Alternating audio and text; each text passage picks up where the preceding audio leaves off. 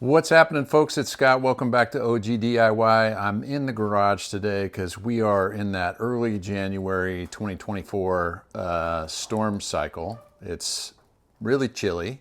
Texas chilly doesn't really connect with what the rest of the northern part of the United States is going through, but nonetheless it's chilly. We're down below freezing at the moment, and it's like 5 o'clock in the late afternoon going into the first day of the storm. So we're going to have this for about a week, the cold snap.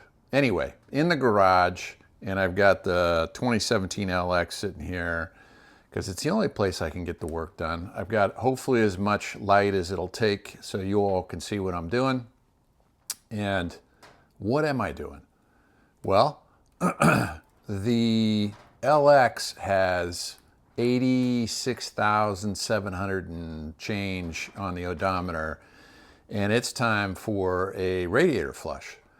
So this is probably first in a series. We'll see how good I am at getting the job done here in the next 4 or 5 days that I have, because radiator flush is number one. Then we need to do a brake job, and we'll see what sequence this is going to go in. And then I also need to do a transmission fluid change. So lots to do. It's at that mileage timing, and since it's DIY and I'm the guy, we got to get after it. So let me show you what I'm doing here, okay? Let's get going. All right, so first off, important to have the antifreeze. So I hope I've got more than I need here, but here is 4 US gallons, and should be plenty. If I need more, certainly can roll down and go grab them at the local auto parts store. So let's try to take this in some sequence of steps that make sense. The first thing we're going to do is we got to get this hood opened up.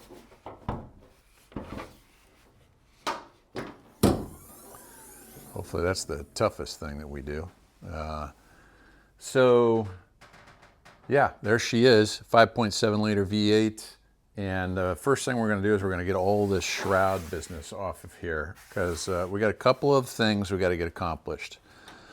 First off, there's a bit of a valve petcock at the bottom of the radiator that we're simply going to turn that and drain it out. But I also want to drain out the overflow tank, and on either side of the block there are valves. I think they're freeze plugs. I don't think freeze plugs, but there's valves. You turn these brass valves, and then you can drain out the block as well. So that's what we're going to do. We're going to drain all of those items out and seal her back up and fill it up with brand new radiator fluid, and I guess burp it and do some of the other things necessary to get the air out of the system.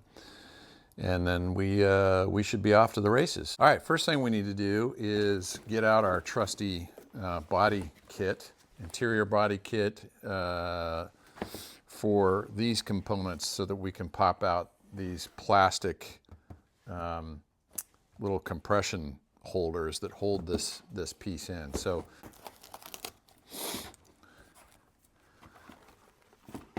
super handy kit, got it off of Amazon. And all the components you need for this kind of work, or any interior work or body work. I've used this on my other channel for van build purposes, and it works really well for that. Hey, lost that one already. So you just get up underneath here, and I probably should put my finger on it. There we go. And pop these plastic components off.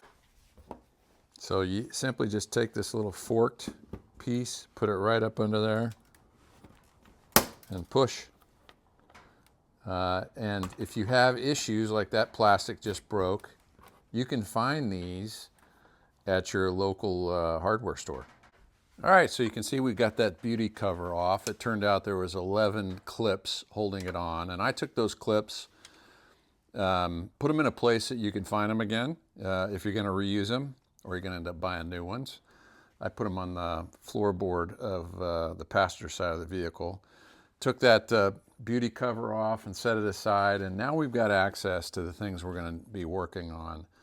Up here, we're going to be working on dumping this auxiliary overflow tank. And the way to do it is to pull this hose off and bring it straight down through the front of the engine and drain it into your drain pan.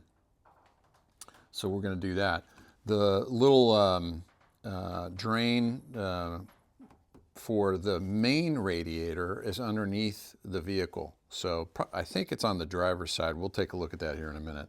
What that requires is that you're going to need to get up underneath the truck and pull off, in this case, some skid plates. They got to come off so that you can get easy access to the radiator drain.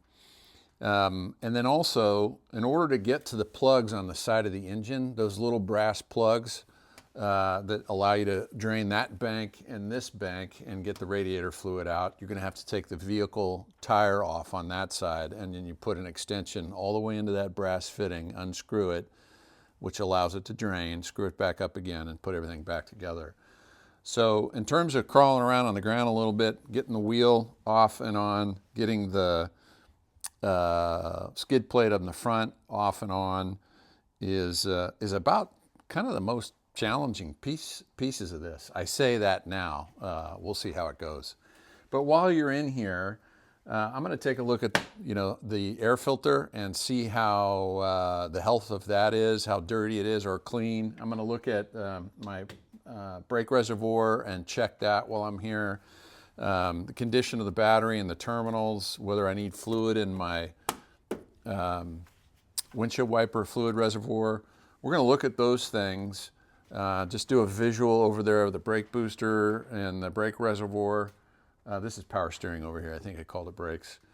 So we're going to check those things while we're here so that we can have confidence that they're good to go at the same time we're doing the radiator fluid exchange. Next steps for me is I'm going to crawl into the vehicle and I'm going to take the skid plates off and prepare to drain this bulk portion of the radiator. And this should be the same as a 200 series LandCruiser, by the way, same running gear underneath. But right here, after dropping the skid plates, is the valve that drains the radiator. That's the bottom of the radiator. All of the skid plates are sitting back there. There's two of them, I should say all of them. I just used a cordless ratchet to take out all of those 13 or 14 skid plate bolts, so that's done, and then again there's the valve. So I'm going to set this camera up in a tripod format and we're going to drain this thing and see what we're dealing with. So this is supposed to hold in total the whole engine, heater core, this, which is the radiator, and the blow-off tank that's up on top. That extra tank that we're going to empty as well is supposed to be 17 quarts, just over 17 quarts of antifreeze. Wow, a hand loosen is going to work. That's crazy.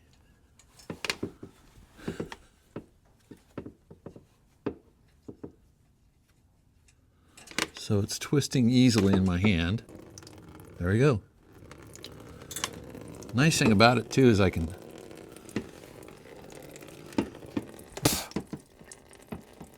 try to keep it out of my mouth.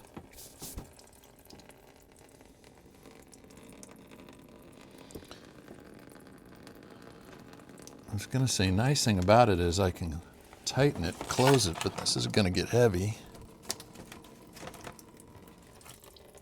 Let's see. This is a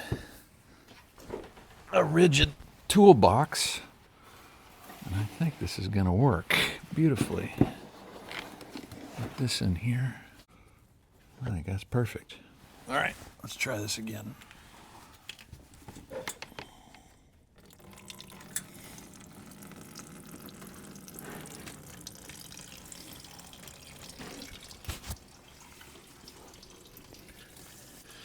And now I just got to keep an eye on how much is going to come out so I can change the buckets. It's deceiving. I'm glad I didn't shut the valve off, because over about a 10-15 minute period, this slow, steady rate has really filled this bucket a lot more. All right, so the main tank is drained. The next thing we're gonna do is take this overflow tank, and empty this, whatever's left at the bottom, which I've done already, but I wanted to demonstrate it to you. So in case this doesn't come off easily, I already broke the sort of the seal on there by pushing this on, taking the pry bar and pushing it out. And then all you're gonna do is angle this down, all the way down with your hand, unhook it on the side and angle it down to the tank, or to the pan, the drain pan down there. And you'll hear it drain out, assuming you've got your drain pan directly under that area. Okay, so mine's empty. And I'm gonna hook it back up. There's a grommet right here on the side of the tank. And then you just push it back on. And when it develops pressure, it'll stay on. There's no clamp there, interestingly enough. So that's done.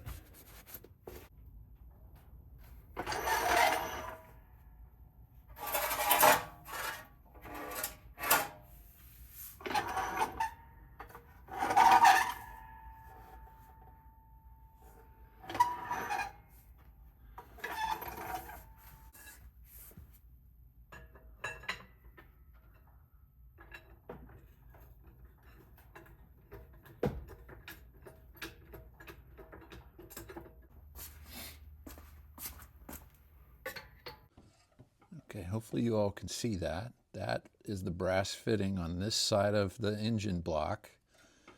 And there's a 10mm I'm poking right there that I'm going to use a 10mm socket on. And we're going to loosen that up. And that'll drain antifreeze out of that side of the engine bank. All right, so let's get a socket on there and back that off and drain it. So now we're going to back it off. Didn't take much to turn it. There we go. Just below it, you can see the antifreeze coming down. And it's in fact draining. But absolutely important to have not only a flexible elbow, it's a 10mm size brass nut. And it really didn't take much at all, hand strength, to turn it. And you need a good, solid, long, probably, 20 to 30 inch, 20 inch probably, extension for that elbow, and then that 10mm socket. And then you're good to go. The brass valve on the driver's side engine bank, side of the block, is draining literally right to the, you can just see it, just to that side of that plastic plate underneath. And it's been running at this speed of drain for, I'm going to say 15 or 20 minutes now. And I was a little worried when I drained out the radiator that I was going to, is there a lot left in the heater core? Is there a lot left in the overflow tank?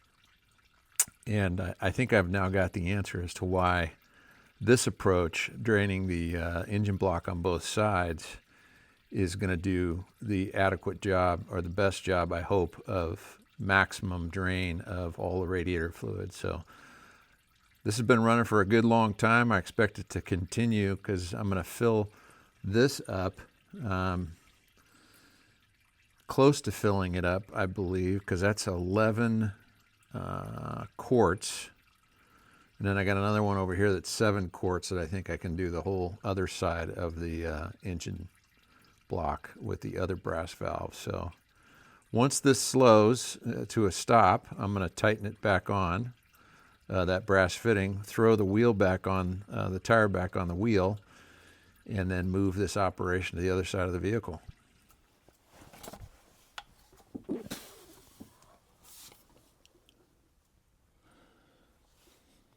All right, we're down to just a few drips coming out of there. You can just see them, very few drips. So we're going to put this, we're gonna tighten this back on. And it's brass, so you got to be real careful. Don't overstrip it. Okay.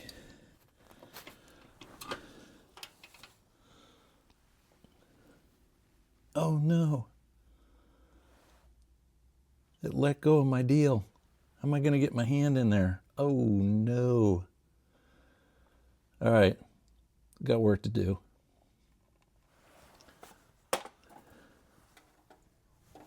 There. Yeah. There we go. Got that socket. Man, nothing like a great magnet. Long enough magnet. Retrieve that socket on the end of that brass valve. All right, good to go.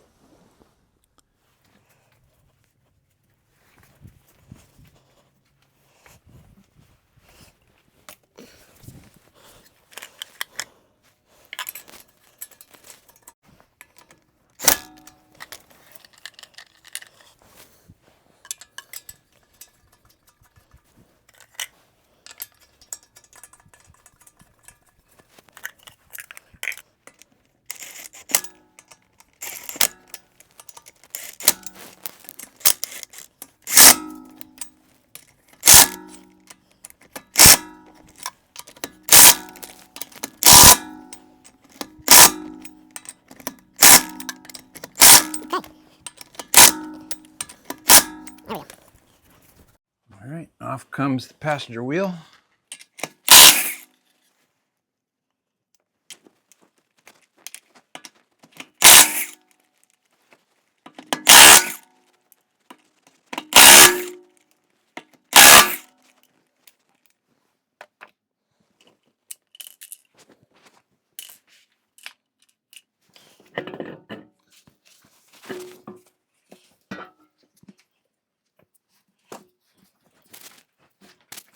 Let's see, check these brakes out while we're here. Plenty of pad left on those brakes. All right, there we go. That's the brass fitting on the passenger side of the engine block. And we're going to get to that sucker right now and drain it.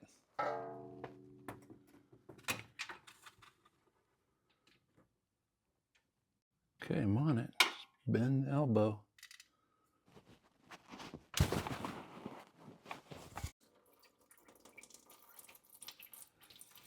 Okay, we're draining.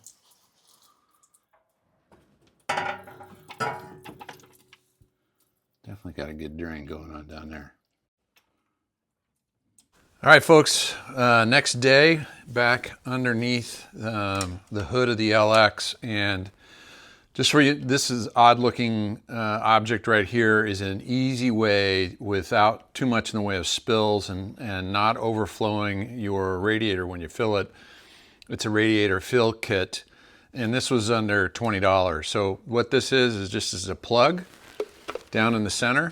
So you can, as you're pouring radiator fluid in there and it starts to fill up too high, you can stop it and then move this container elsewhere if necessary. So we're going to use this, not with this plug in at the moment, because we're just going to start pouring it in. And we're going to start pouring in the radiator fluid that is right for this particular vehicle. And it is, we're using Peak. It's a 50-50 blend, and it is pink or sort of reddish. And that's the hallmark of an LX Toyota product and other imports. And a variation of other mixtures for other domestic brands, European brands, but in this particular case, that's the designated mixture and type of antifreeze that will be going back into this vehicle. So let's grab that.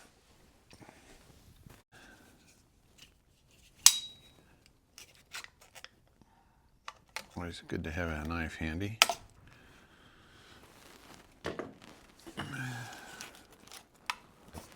This is pre-mixed, ready to use.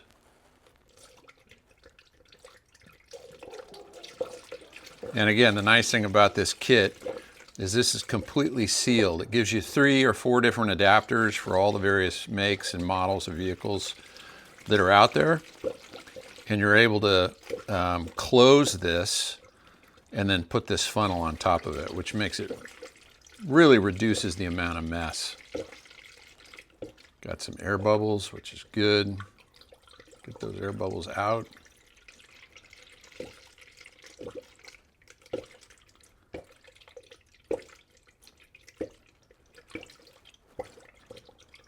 And that makes it much easier. Those air bubbles are a disaster when you're trying to pour it directly in without the use of a sealed cap like this, because you'll have a mess as it burps up. This is Radiator burps, as it burps up everywhere.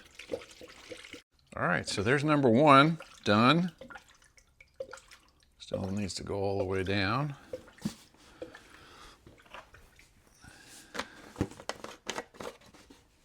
Don't want the aluminum cap material or sealer material going down into the radiator. So I'm told if you get some of these air bubbles trapped down in here, now they'll naturally evacuate themselves through the overflow tank, but if you get too many of them, I'm told you can get an overheat situation that nobody wants that. So another good reason to have this burping automatic, man, it burps a lot. We got a lot of belching and burping going on. Another good reason to have this fill kit. All right, so that's gallon number 2. And this is gallon number 3. Interesting. Now I'm squeezing this top radiator hose to get more in. Not much in the way of air bubbles coming out of there. That's good. Might as well just dump this last little bit. Then we're going to start this vehicle.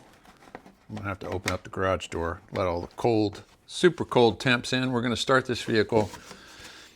And because we drained both sides of the engine block, I'm thinking that there's water passages in there. The water jackets of the engine are going to probably fill up more of this fluid as we start it. Plus there may be some more burping going on.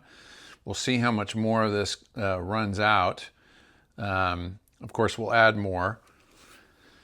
And then again, as I said, I'm going to put whatever remaining amount I've got into the overflow tank.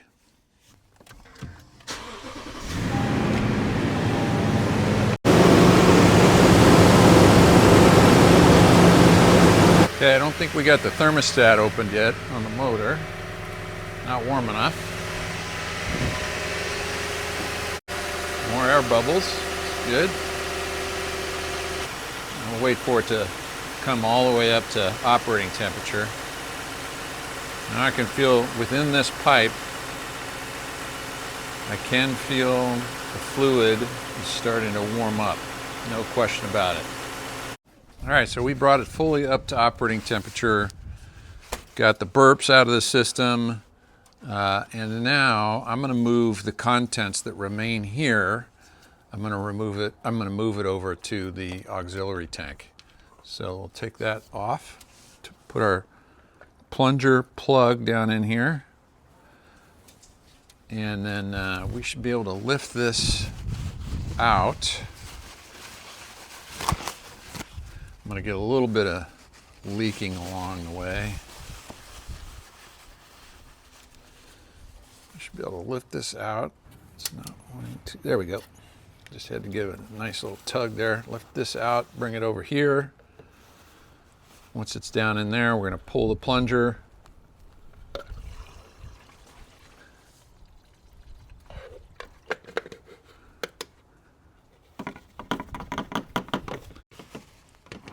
So let's just get that a little cleaned out there. That's good. We can take this off. And that's one of 4 adapters the kit gives you You just got to turn it till you get it to the right spot. There we go. Yeah, and this is not 100% full, so it's gone down. We're going to close this. And then we're going to get the actual radiator cap. There we go. The job is done. Well, all right, folks, we're wrapping up this maintenance job on the LX. I used these are all empty, 3 complete gallons of the radiator fluid. I used this tool, this very handy, I think, tool to burp the radiator and adequately put the fluid back in as you start the vehicle up, bring it up to operating temperature.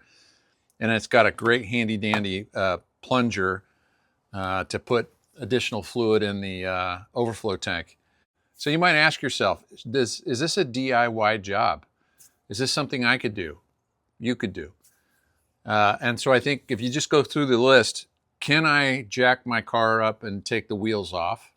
In this case, the front wheels had to come off so I could access those 2 engine block ports.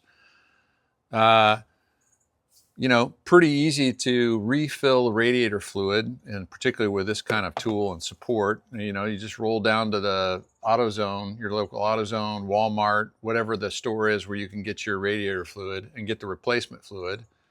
You need the pans, drain out the old fluid.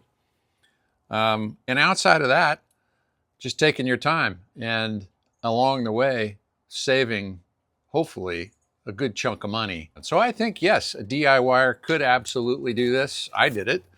This is about the 2nd time I've ever done this in my time on this planet. So you can do it. I'm curious about what you all think. For those of you that have done this job many times, did I miss anything, any tips or tricks that you would employ? This LX is going to go through a series of maintenance videos. So we've already concluded this one, which is the radiator refill. While I had the front wheels off, I noticed the brake pads were fine. Plenty of pad left on those. So it's not time, even though I've got the brake pad parts, purchased those a while ago. So that needs to be done when the time's right and the wear is at the right spot. Also need to do the transmission fluid exchange. That's next on the list. And then I've got to do the differentials. Empty those and fill them back up. So there's a series of these maintenance videos on this particular vehicle just because the mileage is right and its time needs to be done now. And I kind of cycle through things as things need to be done. So that's it for this video. Please like and subscribe. Please comment. Would love to hear from you and hear about how you're handling your maintenance projects, and look for more videos to come. Thanks for joining me on OG DIY. Thanks. Be good.